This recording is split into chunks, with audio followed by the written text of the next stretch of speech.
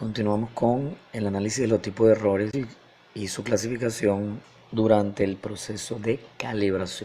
Los errores se clasifican de dos tipos: tipográficos y errores en las mediciones. Los errores tipográficos comúnmente están asociados a errores en la introducción de los datos al momento de construir el modelo. Vamos a ver cómo se pueden detectar este tipo de errores en EPANET usando la herramienta de mapas. Supongamos que tenemos esa red teórica y sabemos que todos los tubos de la red tienen que medir 1000 metros y los diámetros 250 milímetros. Nos vamos a las opciones de mapa. Vamos a mejorar un poco el grosor tanto de los nodos como de los tubos. Y luego vamos a hacer un plano de colores con las longitudes de los tubos.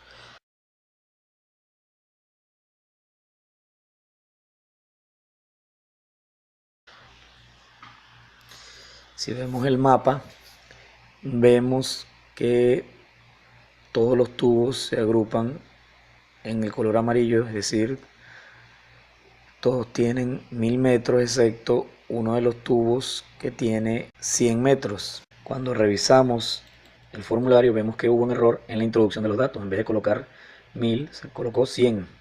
Vamos a arreglar este error y lo mismo vamos a hacer para chequear el diámetro.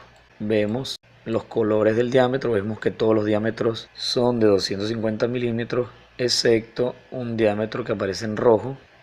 Vamos a ver, evidentemente el diámetro, hubo un error tipográfico, dice que es de 2500, vamos a corregirlo y ahí tenemos corregido nuestros diámetros. Esto es un ejemplo bastante simple de cómo usar esta herramienta de depuración de errores de EPANET. Evidentemente en una red con mayor cantidad de tubos es mucho más útil. Los otros tipos de errores son los errores en las mediciones y estos se clasifican en 7 clases. El primero tiene que ver con errores en la determinación del diámetro nominal y su coincidencia con el diámetro real. Muchas veces se hacen las modelaciones hidráulicas asumiendo que el diámetro nominal que nos da el fabricante es el diámetro interno de la tubería, que es el que al final tiene efectos sobre el comportamiento hidráulico del flujo. Incluso el diámetro tiene mucho más influencia en las pérdidas que la rugosidad, que es el parámetro que muchas veces se calibra. Fíjense que un 10% de incremento en el diámetro disminuye las pérdidas en 40%. En cambio, 10% de incremento en la rugosidad solo disminuye las pérdidas en un 20%. De aquí el peso que tiene el diámetro dentro del cálculo hidráulico. Otro error asociado al diámetro es un fenómeno muy común que tiene que ver con la corrosión y la tuberculización de las tuberías, lo cual pueden engañar al modelo a la hora de calibrar. Fíjense que en términos prácticos se pueden encontrar tuberías con coeficientes de Hazen y Williams cercanos a 20 o 30, pero producto de la corrosión o de la tuberculización. En este caso, si se usa un algoritmo de calibración, se corre el riesgo de que se compense la diferencia entre los dos diámetros, es decir, el diámetro nominal, el diámetro ficticio, con un incremento de la rugosidad, es decir, el modelo le empieza a dar peso a la rugosidad en vez de a otra variable hidráulica. El segundo tipo de error es la compensación de la rugosidad interna del flujo, más o menos asociado al primero. Cuando se calibra un modelo, las variables deben ser ajustadas para un rango de condiciones de operación y no solo para un caso individual. Vamos a ver, en el siguiente ejemplo tenemos una red en paralelo, tenemos un caudal ingresando al nodo inicial, un caudal de 1350 galones por minuto.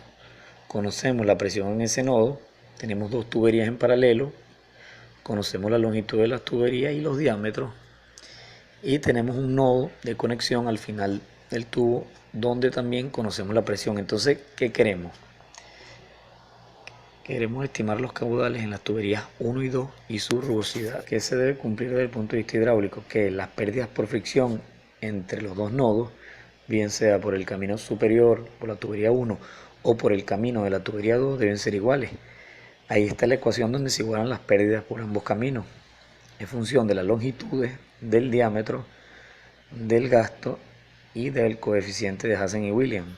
Si quisiéramos determinar qué combinaciones de Q y de C hacen que se cumpla esa igualdad, podemos obtener una tabla como la que se muestra.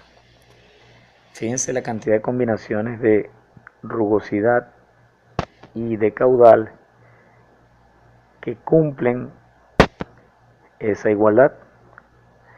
¿Eso qué quiere decir? Quiere decir que las combinaciones entre C y Q serían infinitas, las combinaciones que cumplen eso hidráulicamente. Eso puede hacer que cualquier algoritmo de calibración entonces no dé una solución única para un caso en particular.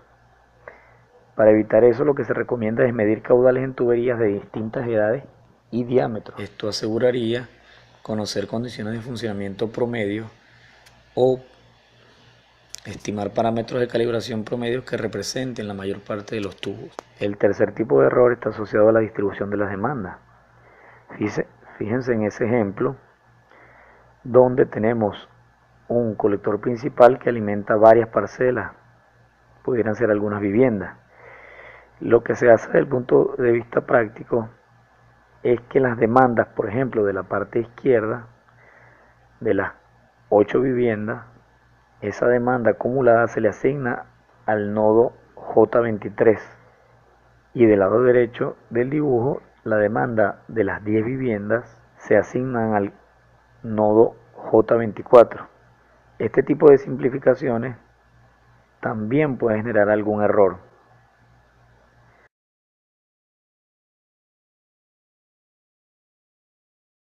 El cuarto tipo de error son los cambios temporales en las condiciones de frontera. ¿Qué llamamos condiciones de frontera? Bueno, tanques, bombas, válvulas. Veamos el siguiente ejemplo. Si se mide la presión en el nodo inferior derecho durante cualquiera de las siguientes horas o durante esas horas, es decir, 6 de la mañana, 10 de la mañana, 12 del mediodía, 3 de la tarde y 7 de la noche, deben medirse niveles, estado de las válvulas y bombas durante esos mismos periodos, de tal manera que le podamos decir al modelo cuál es el estado de este tipo de elementos durante la calibración. ¿Cómo se hace esto? Se manejan 5 escenarios, uno por cada hora. Se deben simular entonces esos 5 escenarios y calibrar el modelo con esas premisas. En el caso que dispongamos de un sistema SCADA que nos dé directamente el nivel en alguno de los tanques, ahí vemos la ecuación para transformar los niveles en caudales. Una de las causas o fuentes de error que más afectan a la calibración es la mala esqueletización de la red. Supongamos que tenemos un sector de la red y en ese sector de la red tenemos el nodo J11 como un punto de medición.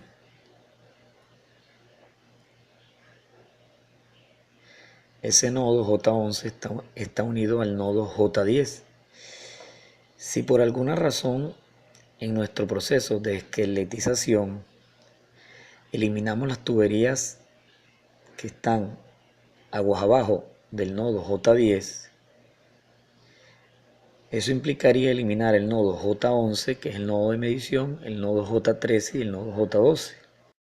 En este caso, nuestra calibración se verá afectada porque estamos dejando de considerar las pérdidas por fricción que hay entre el nodo J10 y el nodo J11 y estamos suponiendo erróneamente que la presión medida en el nodo J11 pasaría a ser la presión medida en el nodo J10. ¿Qué se recomienda entonces? Tratar de no eliminar los tubos de menor diámetro que estén cerca de nuestros puntos de medición.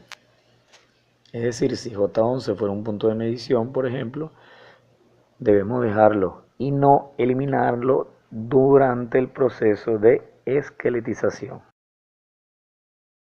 Nuestro sexto tipo de error son las anomalías geométricas. Estas anomalías geométricas muchas veces se dan cuando usamos algún programa CAD o algún sistema de información geográfica para preprocesar los datos e importar los datos a nuestro modelo matemático, por ejemplo EPANET.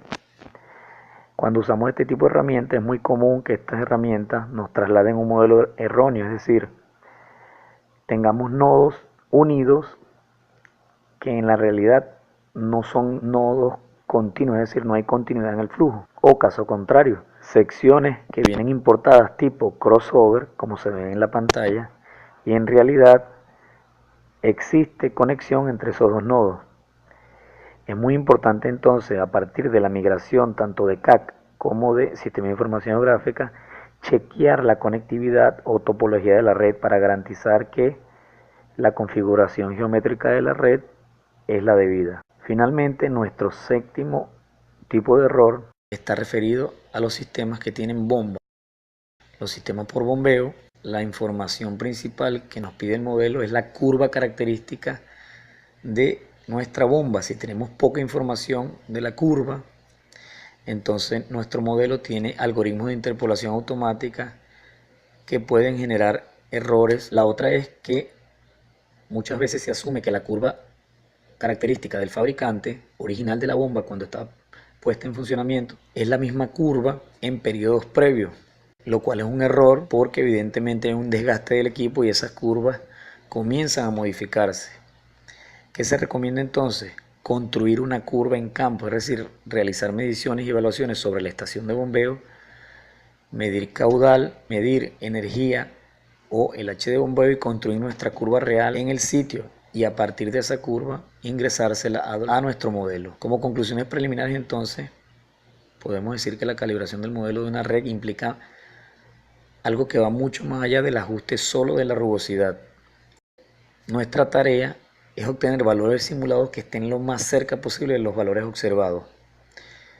Y eso depende mucho del ajuste que hagamos sobre nuestro modelo. Evidentemente, queda demostrado que la calibración implica una cantidad significativa de trabajo, sobre todo en lo que tiene que ver con el estado de las válvulas, niveles de los tanques y ir considerando estas 7 fuentes de error antes de pasar al proceso propiamente de calibración.